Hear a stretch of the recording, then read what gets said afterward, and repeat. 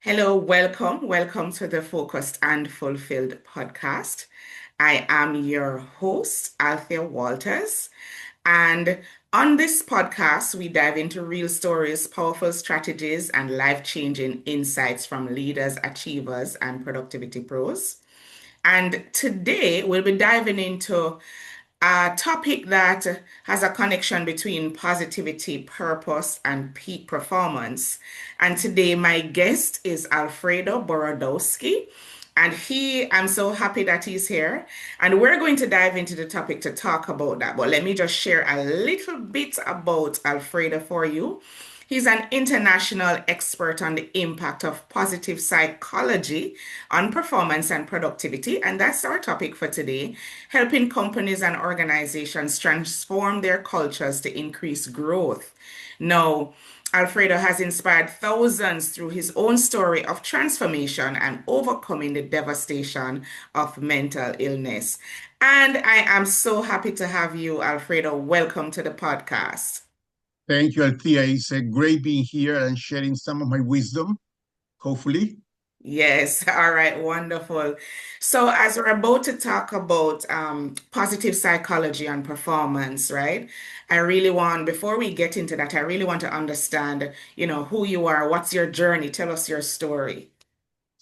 Well, sometimes people can see their life divided in two, a before and after. And that happened to me unexpected one morning at 10 in the morning on June 19th, 2013, when my life changed radically. I was arrested.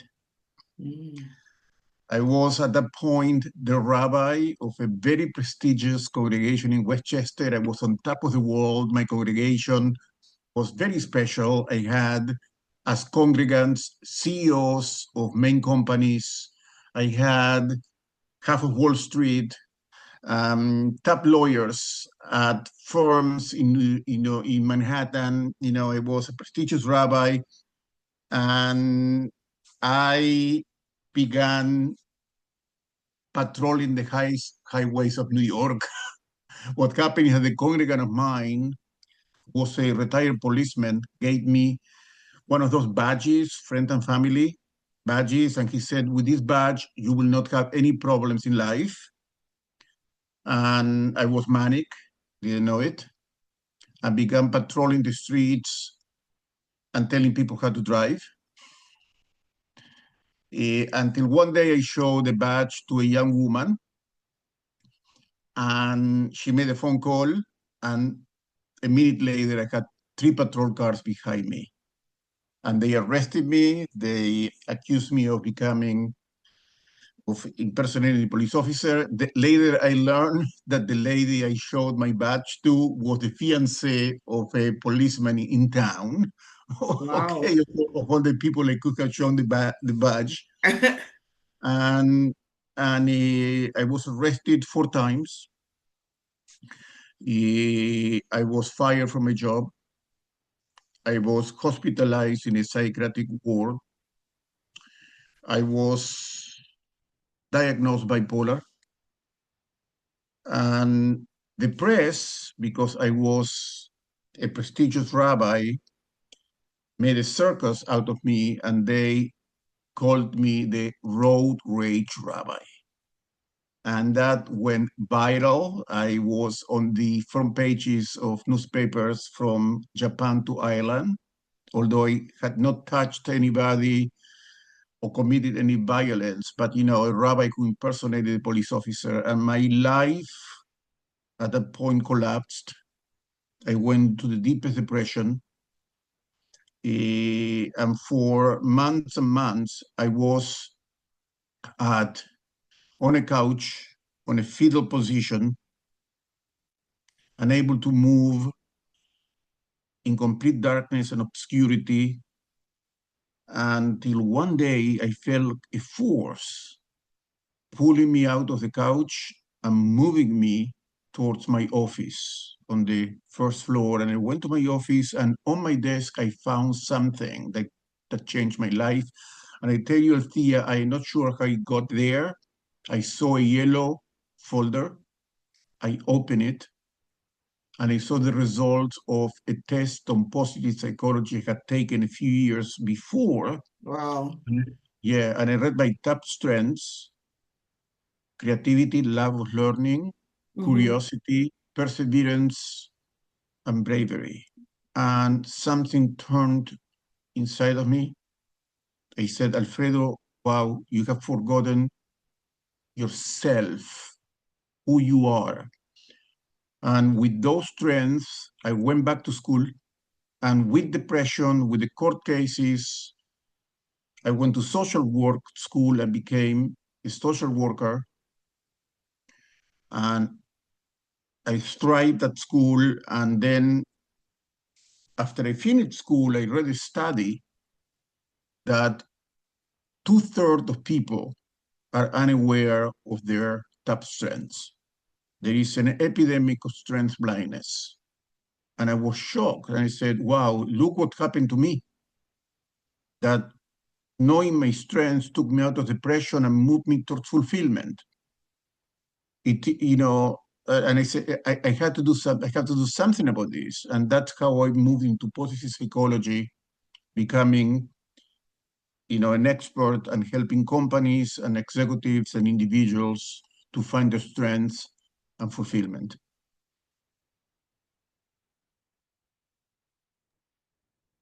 Alfredo, that is such a powerful story. I'm so happy that you shared it with us. And based on what you have shared, you have been on this journey for about 12 years. Yes, 12 years, right? right. And I mean, what has happened to you brought you to what you're doing now in terms of focusing on positive psychology. And I must say that would have been a deep time for you.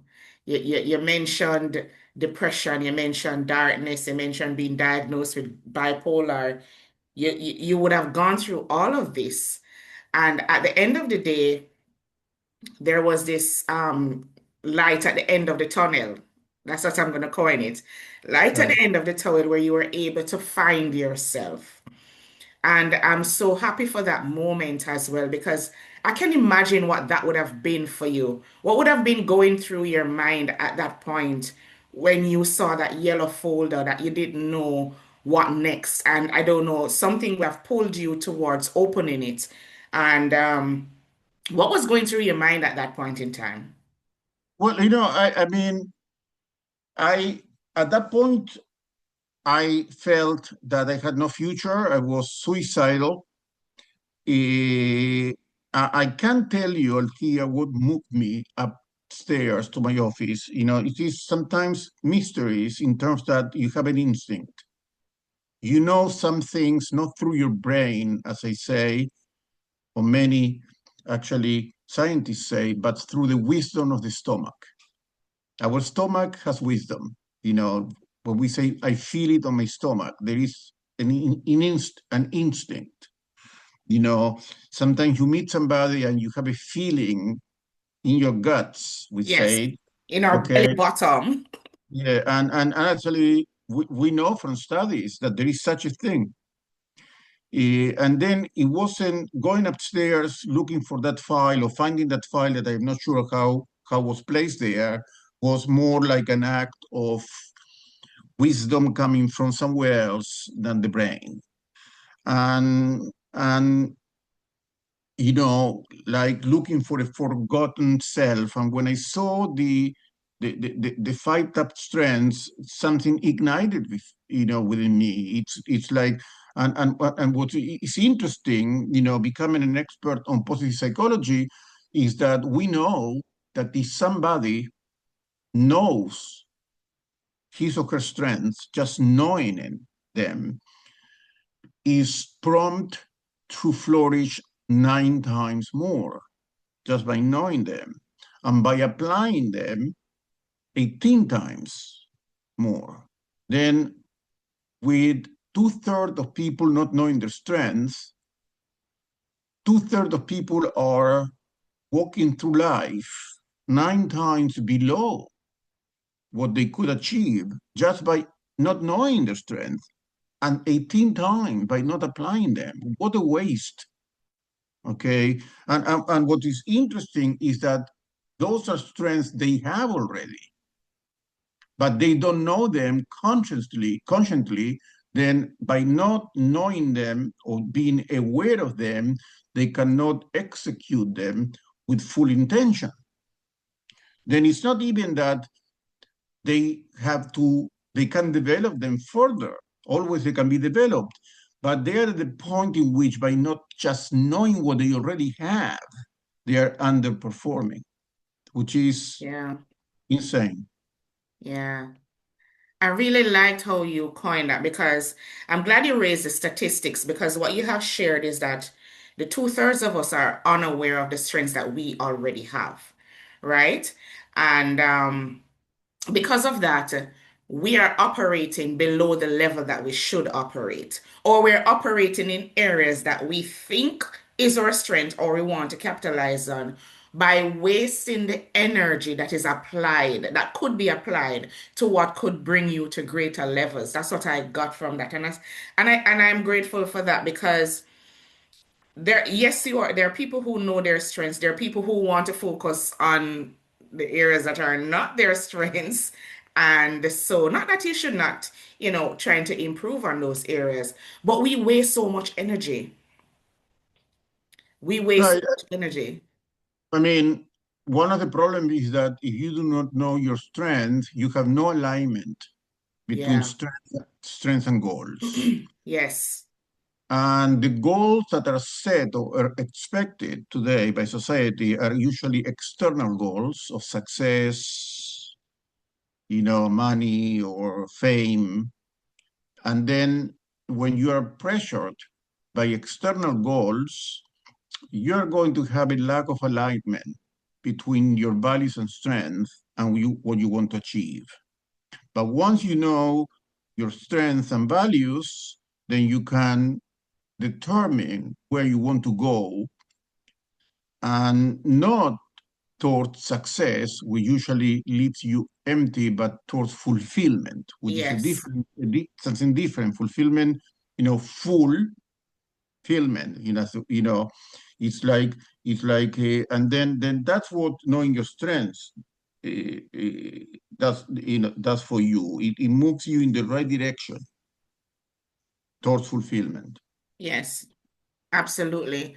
And I liked how you put that because a lot of us, we don't have that direction or that North Star that we're working towards. And so the tools that we already have to help us along that path, when we ignore them, we don't get to move towards that fulfillment as you have said. So we're here today talking about how to achieve peak performance through positivity and purpose. And if I were to ask you, what does peak performance mean? Not just in results, but in the total package. What does peak performance mean? Well, look at the components, positivity. Okay, component Yeah. number one, which is what we've been talking about, in which you have alignment between strength and direction and goals. Hmm. Okay, and you are acting from what is strong and best and more energizing and authentic and motivated in you by knowing your top 5 strengths of positive psychology. There are 24 strengths, by the way, humor, forgiveness, leadership, appreciation of beauty, curiosity, gratitude. There are 24, and everybody has top 5, which we call the signature strengths, which are the ones we rely and feel more comfortable and motivated and authentic. Then you use those, you fulfill the positivity part of the equation. The other part of the equation is purpose. And purpose is usually also misunderstood. Purpose is misunderstood by objectives. My purpose is my objective, my purpose is my goal. That's not the right definition. But purpose is giving the best of yourself at the service of others. Giving the best of yourself, serving others. And when you serve others with the best of yourself, Hmm. then you receive fulfillment in return. Great. Okay. Then Yes. you put together the most positive and energizing part of you, plus serving others for the sake of fulfillment, you are going to function at your peak performance, whatever that is. Okay, in whatever domain you are working. Okay, it is proven, it's a proven formula that the combination of positivity and purpose bring peak performance as opposed to the usual pressure, suffering, Mm-hmm. okay, are what bring you to peak performance, micromanagement, efficiency. I go to companies and they have these quarterly performance reports. They focus on what is weak and what wasn't done well and what Yes. needs to be fixed. Right. And they all backfire because we know that efficiency and performance are driven by letting people be their best at what they shine. Mm-hmm. And we are focusing for a culture of fixing and not of nourishing. Mm. And we know from science today, we need a deep paradigm change in which we help people develop their strengths and we create, clearly every job has, basic things that need to be done. That's the job. But also we need the opposite move by which the job has to be also adjusted and built as much as possible around the strengths and purpose of the person. We find that combination of the basic demands of the job, but Mm. also that the manager, the supervisor work with the worker, with the employee, the team, to get out of them the best they can on that job. Mm-hmm. That's a recipe for great results. Yeah. Great. I love how you package it in terms of talking about purpose, how we, giving the best of ourselves to serve others. I totally believe that because our purpose really should be impacting other persons, right? And then the point that you shared about a lot of times we focus on fixing something without instead of nourishing it, right? And as Right. we're talking about nourishing, how do we help persons to identify their strengths? For persons who don't know it easily, how do we help persons to identify their strengths so they can operate within their strengths? Yes, every time I go to a company or work with a team or work with an executive or individual, the first thing we do is a strength assessment. Yes. Okay? We do not, the process of growth, of leadership development and goals and objective begins with the finding of strengths. Okay, that it, now I had there is an easy way to find your strengths actually, and let me tell you, if anybody who's listening, I would suggest that they take now their smartphone, the phone, they look at the phone and they text the word positive to the number 33777. That's very easy. Okay, you go to your text section, write the word positive, and text it to 33777, and I will send them the 24 strengths of positive psychology and a few questions that in 15 minutes will allow them to determine their top 5 strengths. Great. Okay. And I will put something in the show notes that will help us to get to you and to Yeah, contact you like that. Althea, I made it easy. I used to say, write down my website, A. Borodowski, and I cannot even spell my own last name. Then, then I made it, this so easy. Positive at 337777. Not only you're going to get the 24 strengths of positive psychology, a very nice chart, and 3 questions that are going to help you to determine the strengths. I'm going also to give you a few exercises, optional, if you want to apply them to your daily life and work to get 18 times um, results. And I also have a calendar there. If anybody wants to talk with me, I always, give, a half an hour of just getting to know you with no strings attached. If somebody wants to go deeper, I have also calendar. Then everybody who's listening should not be part of the 2/3 of people that are blind to the strengths. That should end. Exactly. Because we want to be able to, if we're moving to focus fulfillment and we're moving to high performance and peak performance, we should be able to want to move into those, use the tools and the techniques that will help us to advance. Right. It's so easy. We have them already. We just don't know how to find them. Not anymore. Now you know.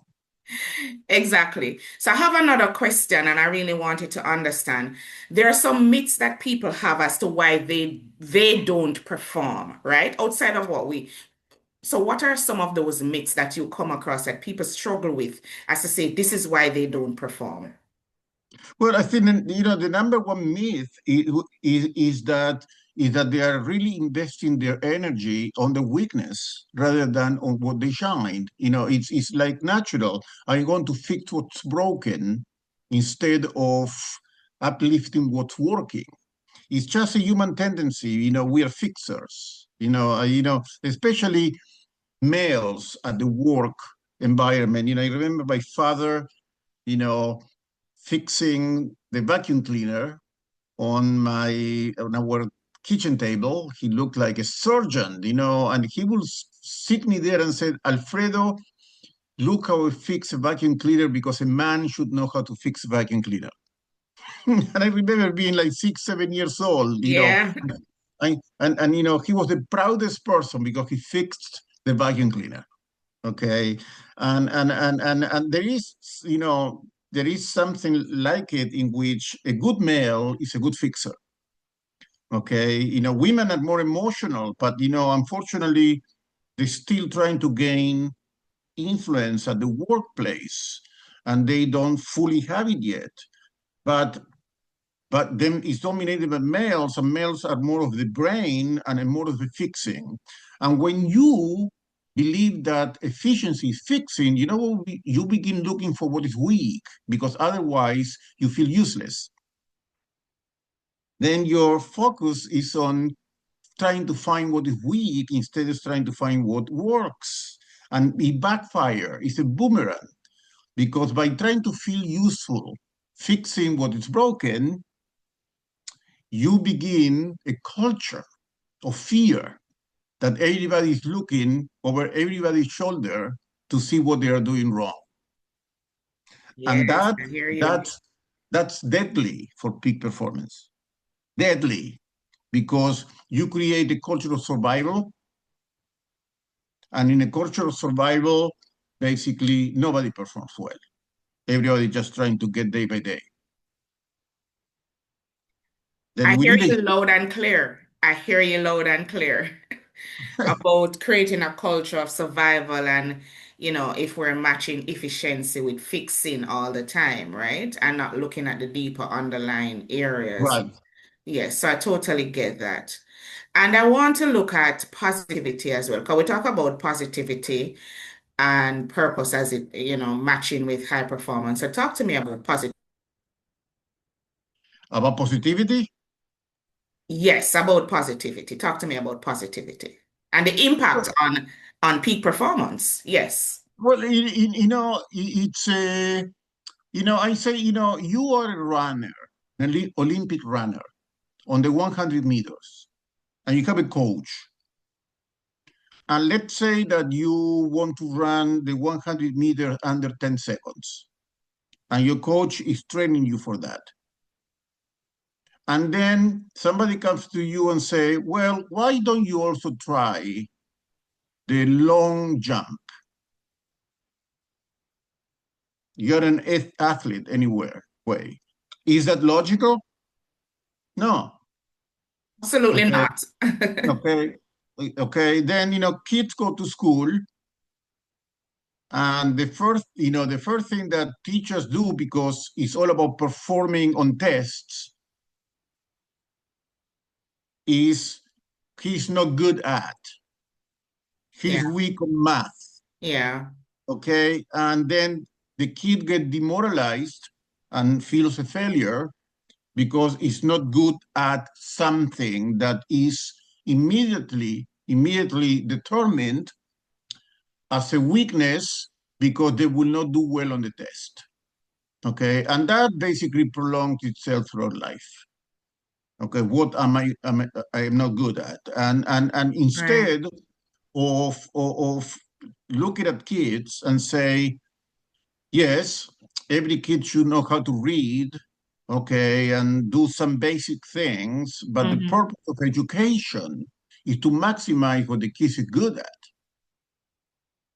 okay, and fulfill the purpose and positivity of the kid.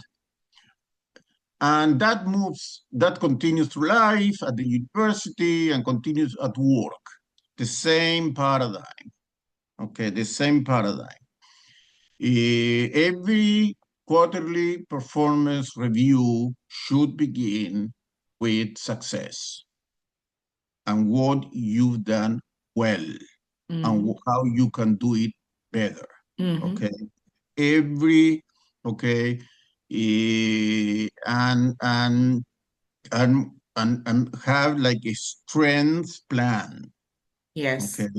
Okay. Clearly, something I want to always emphasize that the strength theory is not an excuse not for not being excellent. Because sometimes people listen to me and say, well, it's only about the strong part, don't fix it. No, no, no. Once we determine what the strengths are, and I go to companies and I work with executive and managers, then once we know what the strengths are, we expect 100% commitment and 100% excellence. Okay. Then, once I was asked, what, what are one of the things you hate most? And I usually give it, I hate many things, but one of the answers I give is mediocrity. Okay. I hate mediocrity, people who do not work hard to achieve Exactly. Right. excellence. Then the issue is not here about weakness, fixing and nourishing as equivalents to mediocre, a mediocrity and, no, no, no. Positive psychology actually, well applied, is going Mm-hmm. to move people Yes. to work harder and achieve excellence. Mm-hmm. That's the peak performance. Okay, that through positivity and fulfillment, they are going to give the best of themselves. Yes. And whoever doesn't give the best of themselves, okay, has no excuse from the point of view of positive psychology and peak performance. Mm-hmm. Yeah. Great. Excellent. I think that as persons and leaders are working with their different teams, sometimes I know they struggle with these areas. So it's the points that you have shared, I know, can help and help companies as well. But in a high pressured environment, everybody is trying to achieve goals, try results, pushing the team, etc.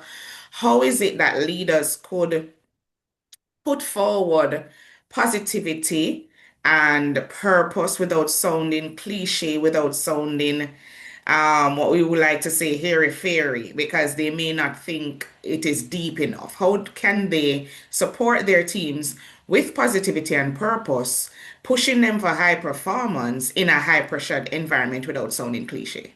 Then look, when I go to companies, and it's all about reviews and quarterly and quotas, and I see a high percentage of burnt out if they are not working with the strengths.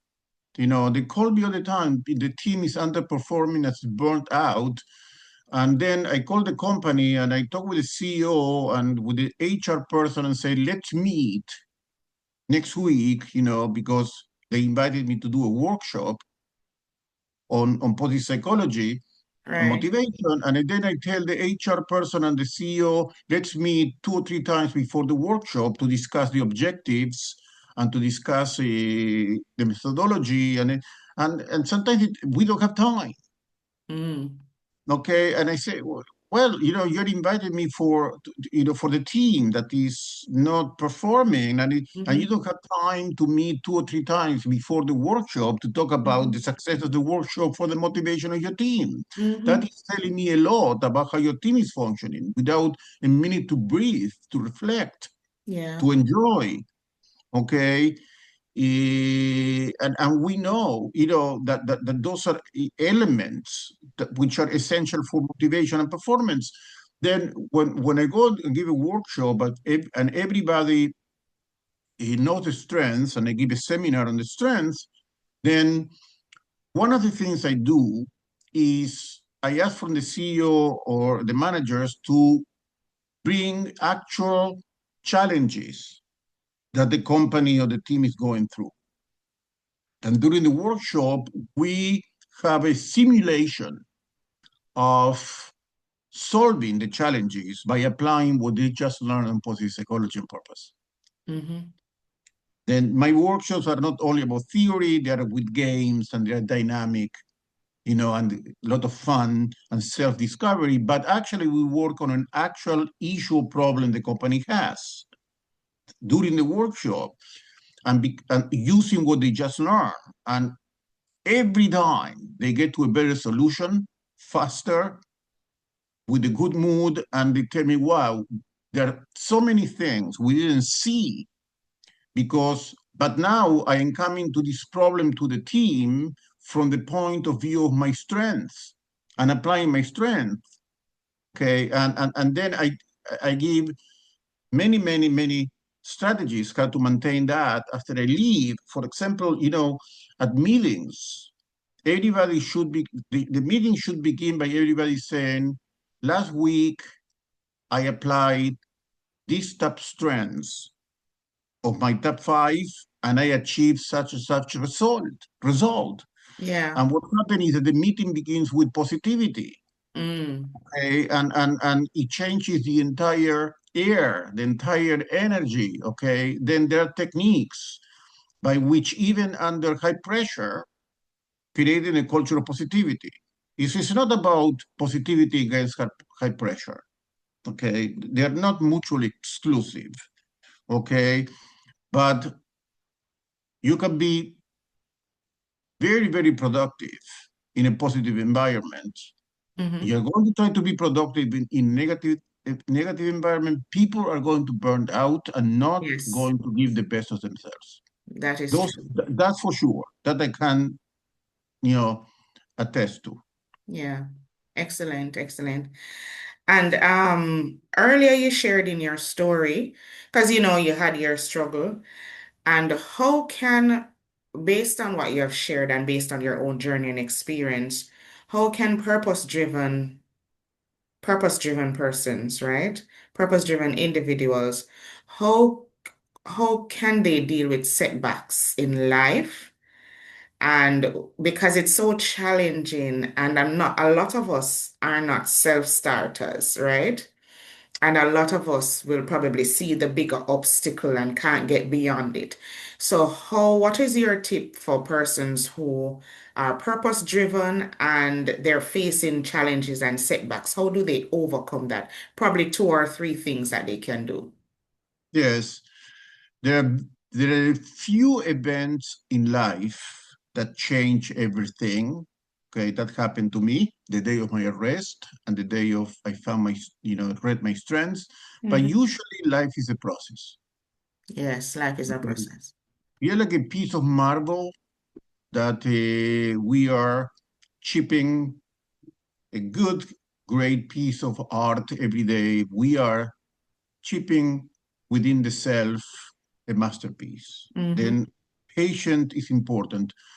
But I would say that the number one thing that moved me through crisis and keeps me, for 10 years, I haven't had any problems with mental illness.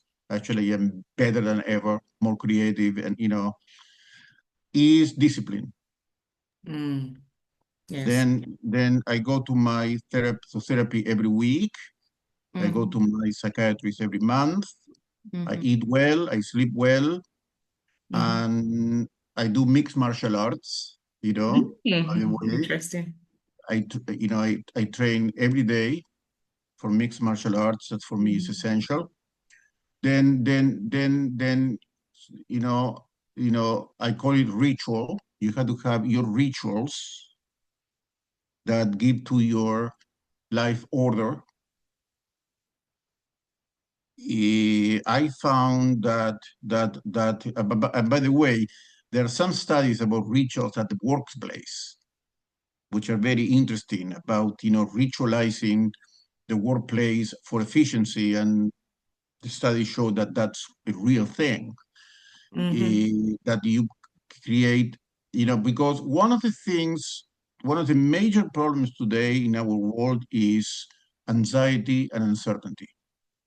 I go to executives and to companies. These are the two feelings that are dominating today the negativity at corporations and work: anxiety and uncertainty, with a political environment in the world which is crazy, which Mm-hmm. Yes.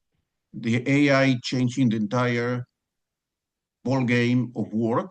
Then there is a lot of anxiety and uncertainty. And one of the ways to combat that is to creating rituals Mm-hmm. that anchor uncertainty in predicted behavior. Yes. The Yes. more rituals you have, more predictable life become. Mm. Then that's what the secret for me: ritual and discipline. Yeah. I got that. And I also got that life is a process. And because it's a process, those disciplines and those rituals and those routines are the things that are going to help us to uh, get over the uncertainty, the anxiety, and the challenges and the setbacks that there are. So I thought that was a very good explanation and sharing that you did. But Alfredo, can you share with us any last tip, anything that you believe that, as we're talking about achieving peak performance through positive psychology and positivity, can you share with us positivity and purpose? Can you share with us any last tip that you'd leave with my audience? Then I just came back, Althea, I was invited in San Francisco to the Artificial Intelligence and Human Conference, Mm, where the main minds of science gathered to talk about the latest AI technology and science, but mhm, keeping the human component. mhm. And that's something that I think is a central point today. The workplace is a technological revolution that is bringing efficiency to the workplace, but there is a tremendous human toll. The levels of depression, anxiety, and uncertainty are going through the roof, and Yes. leaders are now confused about how to integrate new technology and keep motivation. Mhm.